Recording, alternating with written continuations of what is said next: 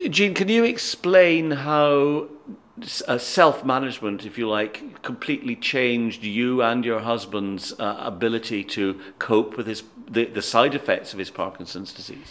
It helped us to cope with a non-motor symptom of his Parkinson's disease because it made us closer as a couple. Now, you say a non-motor symptom. Tell me, the problem was with sleep. Tell me about that. Sleep was only recognised some 8 years ago as a common problem for people with Parkinson's. It was never recognised as commonly as it is now. And it's lack of sleep. Lack of sleep. In some cases, people sleep too much, but in the majority of cases, 40% of people have said that they don't sleep well. Some people go to the supermarket, spend the night there if they live alone. Some people enjoy it at first, as my husband did, because it was a novelty. He didn't have to go to work the next day, so he could read books, listen to sleepy music. He's got tapes marked sleepy music.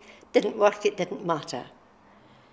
But then the novelty wore off, and he got quite bad-tempered because he wasn't sleeping. I won't be able to cope tomorrow. What if I fall? What if I can't do this, that and the other? What if my medication doesn't work? Especially in the winter, it was a long, long night. You say that it brought you together. How did that work? What happened? It has brought us together now because we realise we have been given skills either for helping us to sleep better or for accepting that if we don't sleep for 8 hours every night, we're not going to collapse in a heap tomorrow morning, that life will go on. Our quality of life has improved. I understand what my husband's going through, and instead of being less critical, I'm a bit more understanding because I have read the booklets that the money from LTCAS gave us. And we now know, because of these booklets, that we are in the driving seat. We can control either the lack of sleep or the effect it has on our life. Sleep doesn't affect 12 hours of our life and Parkinson's the other 12. It is not the be-all and end-all of our life. How would you describe self-management then? What does it do, particularly for the patient who might feel really on their own to start with? I think because of how we've done it in Parkinson's UK, it has brought people together. They have really begun to talk to each other about, well, I don't sleep either. And it was suddenly in the open. It was kept secret before because it seemed to be a weakness. Parkinson's was fine, but not being able to sleep and not being able to go to bed was something that we don't want to talk about. So the openness, the counselling, the booklets have enhanced life for people. They have given them the chance to talk to each other, to bring it out into the open.